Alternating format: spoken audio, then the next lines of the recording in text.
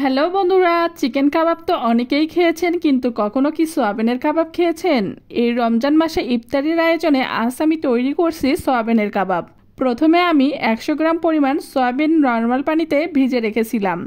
এরপরে সয়াবিনগুলোকে ভালোভাবে পরিষ্কার করে গরম পানিতে 10 মিনিটের মতন সিদ্ধ করে নিয়েছি। সয়াবিনগুলো সিদ্ধ হয়ে গেলে সয়াবিনগুলো চেপে চেপে পানি ঝরে একটা বাটিতে উঠিয়ে নিয়েছি।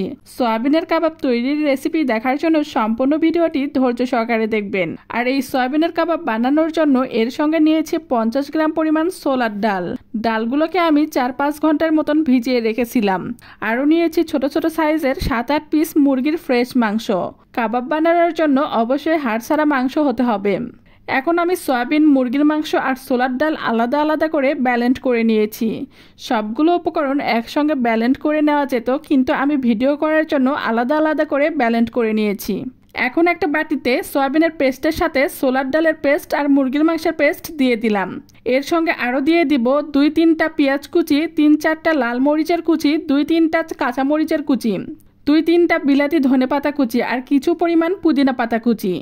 এরপর এর মধ্যে দিয়ে দিব স্বাদ মতো লবণ, 1 টেবিল চামচ হলুদের গুঁড়ো, 1 টেবিল চামচ মরিচের গুঁড়ো, 1 টেবিল চামচ ধনে গুঁড়ো, 1 টেবিল চামচ জিরের গুঁড়ো, 2 চা চামচ সয়া সস, 3 চা চামচের মতন টমেটো সস আর 2 টেবিল চামচের মতন আদা রসুন বাটা। এ পর্যায়ে আমি সবগুলো উপকরণ খুব সুন্দরভাবে হাত দিয়ে মেখে নিব। সবগুলো উপকরণ আমার মাখা হয়ে গেছে। এখন একটা কড়াইয়ে গরম তেলের ভেতরে একটা একটা করে কাবাবগুলো দিয়ে দিব। এক এক করে আমি সবগুলো কাবাব দিয়ে দিব ভেজে নেওয়ার জন্য।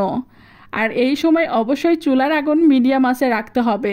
সয়াবিন খুব পুষ্টিগুণ সম্পন্ন একটা খাবার। সয়াবিনে অনেক প্রোটিন আছে, তাই যাদের মাংস খাওয়া বারণ আছে বা যারা একটু স্বাস্থ্য সচেতন, তারা মাংসের পরিবর্তে সয়াবিনের বিভিন্ন রেসিপি তৈরি করে নিতে পারেন।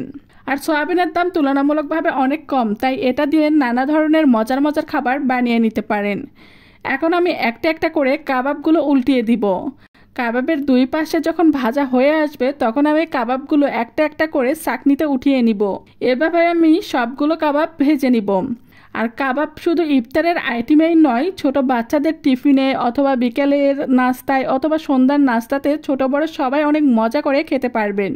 মুরগির মাংসের কাবাব, গরুর মাংসের কাবাব সচরাচর আমরা সবাই খেয়ে থাকলেও অনেকেই সয়াবিনের কাবাবের সাথে খুব একটা পরিচিত নয়।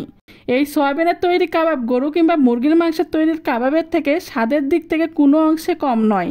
বাসায় যদি হঠাৎ করে মেহমান চলে আসে আর মেহমানকে সারপ্রাইজ দেওয়ার জন্য ঝটপট তৈরি করে ফেলেন সয়াবিনের কাবাব।